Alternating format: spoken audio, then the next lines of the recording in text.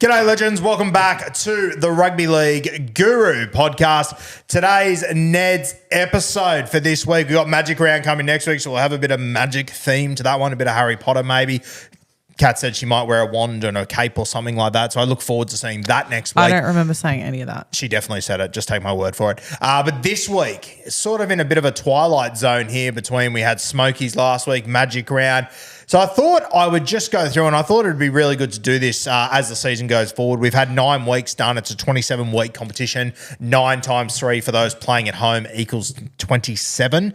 So we're a third of the way through the competition, you could say. So I thought, why not go through and have a look at who are the contenders and who are the pretenders in this competition. Now, I tried to divide the comp into those 2 categories, pretenders and contenders. Contenders are teams that I genuinely think can win a premiership. Not, if everything goes their way and this falls their way and this and this and this bullshit. It has to be teams that I think can win a premiership this year and are a serious sniff. Pretenders are the teams that I just, if I have to make a case for them winning a comp, there's just too many caveats to it to make it work. So I've got those 2, and then I've got an in-between category.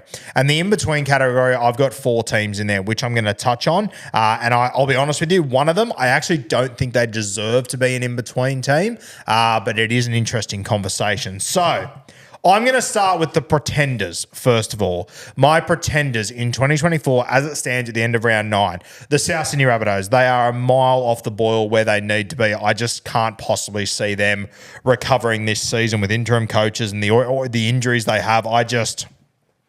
I can't possibly see it. I can't see them making the top 8 from where they are, so winning a comp just seems mission impossible. The Gold Coast Titans, without Tino, I do not think that they are capable of making a run from this point. I don't think they're ready to play finals footy at the moment, so I can't put the Titans in there as contenders.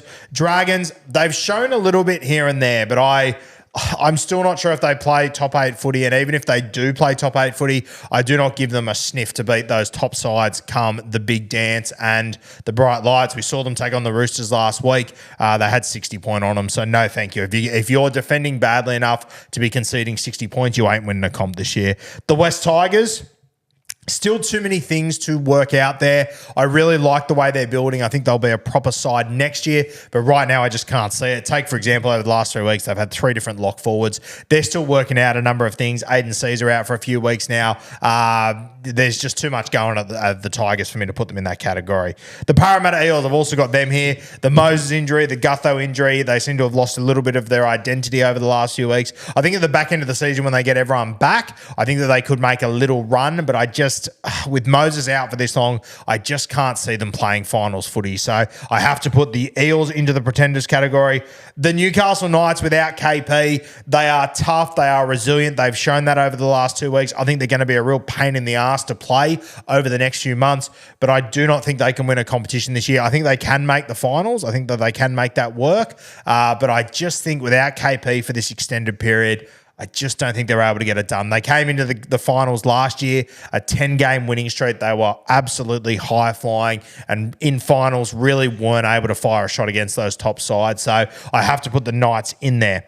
The Canterbury Bulldogs, they have really impressed me over the last few weeks, and I love the direction that they are heading in at the moment. There are so many positives, but I still think they are a little bit away from being a proper contender in this competition. I think they're a contender to play finals footy. I genuinely do. We'll learn a lot about them this weekend, taking on the Penny Panthers at the Panthers' home ground. But I just don't think I can put the Canterbury Bulldogs in that category. I would fucking love to, but I just can't at the moment. That's the reality of it. The Canberra Raiders, missing Jamal Fogarty for 10 weeks. I don't think they were ever premiership contenders, true premiership contenders. I think they're tough and resilient, and they're a little bit like Newcastle. They're going to be painful to play. They're going to beat a lot of good sides this year, but I do not believe they are premiership contenders with the squad they have, and nor should they be with all the young guys they're trying to bring through. So those teams are my pretenders as it stands right now. The South Sydney Rabbitohs, the Gold Coast Titans, the Dragons, the Tigers, the Eels, the Knights, the Bulldogs, and the Raiders.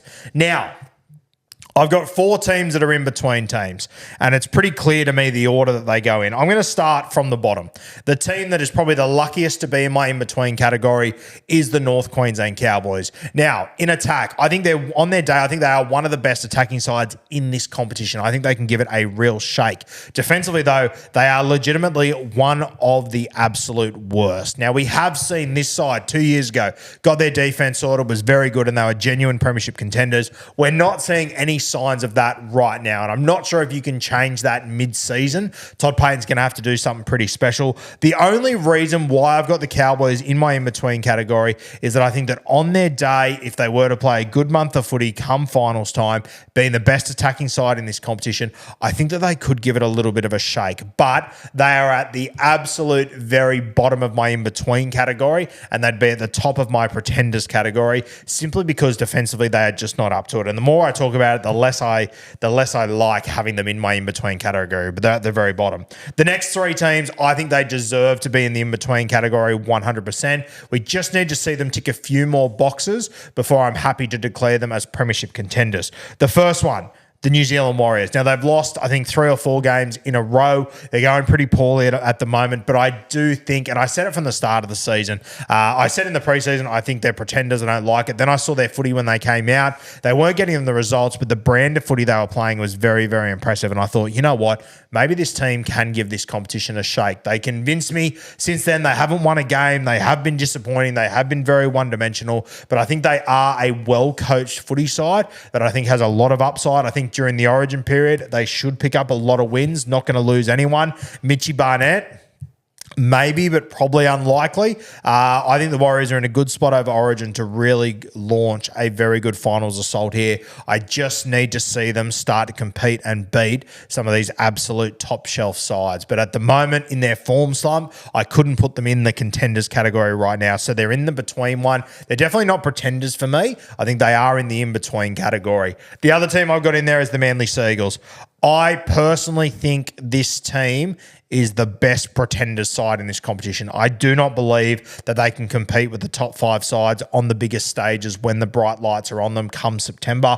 I'm happy to be proven wrong. I know they beat the Penrith Panthers a few weeks ago, but there was a little bit in that between injuries and some referee decisions and that sort of stuff. Manly played incredibly well, but I mean, since then, they obviously had, that game against the Titans where they conceded almost 40 points. They still won, but they conceded 34 points or something outrageous like that.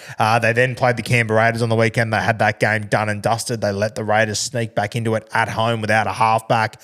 There's just a lot of things about the Manly Seagulls that say pretenders to me. I think they are the best pretenders in the competition, to be fair. I don't have them in the contenders category at the moment, but we'll see what happens with the Manly Seagulls. If they all stay fit and they get to finals footy, you can't rule out a team with Gerbo, Turbo and DCE. There's no denying that, but I need to see more out of this side. The other side in the in-between category for me are the Dolphins. They're tough. They're resilient. They play as a team.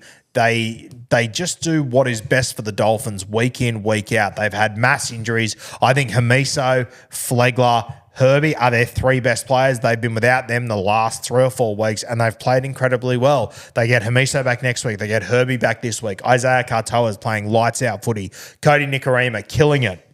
Jermaine Osako, Jack Bostock, all these guys are on absolute fire. They've got an aging pack. They've got a pack that I look at them on paper and go, well, they can't compete with the best sides, but they seem to do it week in, week out. I don't have them in that top shelf category of teams that I think can win a premiership, but I don't think it's fair to put them in the pretenders. I think that potentially as this season moves forward, it's Wayne Bennett's last year there, Jesse Bromwich retiring. I think that they are going to get momentum later as the season goes. So I've got them in the in-between category. I think they're arguably one of the most consistent teams in this competition. You take out round 1 where they got blown off the park. Outside of that, they've been one of the more consistent sides. So the Dolphins, I got them at the top of the in-between category, but they're not quite in my premiership contenders. That leaves me with 5 more teams. Let me make sure I got 17 there. 1, 2, 3, 4, 5, 6, 7, 8, 9, 10, 11, 12, 13, 14, 15, 16, 17 teams. Good. That would have caused absolute chaos live on camera. My 5 contenders. The Cronulla Sharks. They have played incredibly good footy this year. Take out that one game against the West Tigers where they just completely shit the bed. They've been great outside of that. I do have question marks around their halves moving forward, whether they just let Nico take full control of this side, leave Trindle out of it. There's no doubt whatsoever. Nico plays his best footy without Trindle. That was very evident from the All-Stars game from day one. But are they going to be able to beat these absolute top shelf sides if they are so Nico Hines eccentric? I think that it then makes it a little bit easier for good defensive sides to handle the Sharkies. I think it's good to have a two-prong halves attack like you get with Trindle, but that's going to take time, but maybe Trindle's made his own bed. But the Sharkies, I still think with their forward pack, their outside backs are some of the best in the competition. They're great coming out of their own end. They've got a superstar at 7. They've got a gun forward pack. I mean, what more could you really want? They've got a great hooker, solid fullback. They tick all the boxes, the Cronulla Sharks, so you have to have them up there. The Melbourne Storm. I mentioned before that the Dolphins, one of the most consistent sides. I think arguably the Storm are the most consistent side. They've lost Pappy for a little bit. Munster's been under an injury cloud. Jerome Hughes has missed footy and will continue to miss footy. Gives a fuck. They play great every single week. The big thing about the Melbourne Storm is that they never beat themselves. And when you get to September, they've got a lot of players that have played in big games and have won big moments, whether it be Hughesy, Munster, Grant, these sort of guys. So I genuinely think the Melbourne Storm are premiership contenders this year. I think they can win a comp. I probably don't have them as my premiership favourites. And on their day, I think the next 3 teams that I'm going to talk about can beat the Melbourne Storm. But the beauty of the Melbourne Storm is, once again, they are not going to beat themselves. So they have to be absolute top contenders. And if Munster's the best 5'8" in those 4 weeks in September, Hughesy's the best halfback, Grant's the best 9, Pappy's the best 1, they're near impossible to beat. Their forward pack, they are standing and they are delivering. Eli Katoa, he's playing great footy. They're getting the best out of Sean Bloor at the moment as well, which I think has really changed this footy side. And the other guys are doing well, whether it be Nass, King, Trent Leary, all these guys, they're just doing their fucking job, which is all they need to do when you've got a spine like the Melbourne Storm. The next side, the Sydney Roosters. Up and down, inconsistent. Sure, when they put it all together and they are at their absolute best, they are such a good footy side. You look at their bench this week, it's one of the best benches I've ever seen. It is incredible. Spencer Leniu returns this week. He'll add another dimension to this side. Terrell May's exploding. They're going to have Origin where Lindsay Collins is going to go. Probably Angus is going to go. It's the other big one, Angus Crichton, back to his absolute best footy. He is killing it. That's a huge plus for this side. I think Victor Radley's playing his best footy this year. Connor Watson's playing his best footy this year. They've got to gel these 2 halves, which is probably the biggest obstacle that they need to overcome. But I think you even heard Luke Keary say the other day, this team is at its best when Sam Walker is the main guy and he is dominating. So I think the Roosters are starting to get an understanding now for what their team has to look like and how they have to play their footy. So the Roosters, they are contenders for me. They equally could shit the bed and miss the 8, but they are a team that I think can win a premiership this year. I genuinely believe that. Whether they do or not, God knows, but they are a team that can win this premiership. The Brisbane Broncos, the other side. Now, people are going to write off the Broncos because they're going to be without Adam Reynolds. Adam reckons that he's going to return in round 22, round 23. That'll give them a month of football from the point that he returns to get themselves ready for finals. They've got they've got one of the best forward packs in the competition.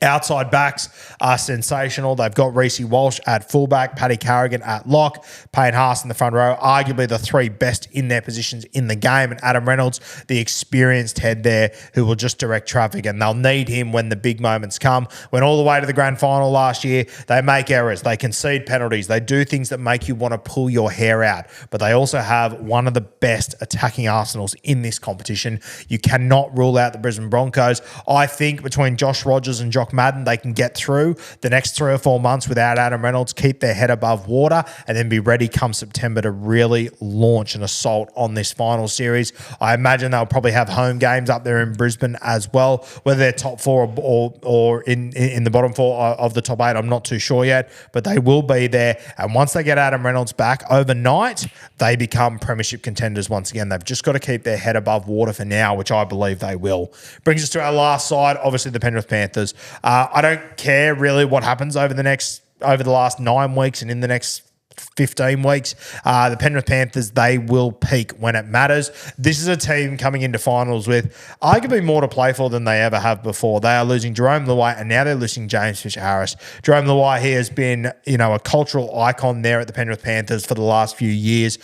He means so much to this club, and I know especially Nathan Cleary, he'll be very, very keen to send Jerome Luai off a winner. James Fisher-Harris, he's been the unsung hero for a long time. And I know we rap him a lot and whatnot, but I still think he is underappreciated, the role that he plays. And I think people will start to realise how important he is when he leaves the Panthers and what he adds to the New Zealand Warriors.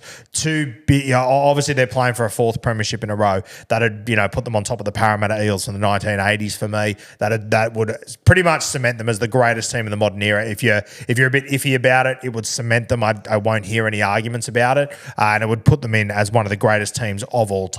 You can have that argument every day of the week, whatever you want to do. But there's a lot to play for here for the Penrith Panthers. I personally think they're going to get to finals, and they just know what to do. And they're the only team that I am 100% confident that they have got that extra 20% that they can go to come September, and they will. So the Penrith Panthers, they are still my premiership favourites. I've said it from the start. I think that they will win their 4th premiership in a row, and I think they're going to be very, very hard to beat on grand final day. I believe they'll be there. I think it's only really mass injuries standing in their way. I think they are the best team in this competition. They are the best defensive team in this competition, which is what matters the absolute most at the end of the day. It's why they can lose arguably the greatest player in rugby league right now and still win games, because defensively they are a fantastic footy side, and that's what decides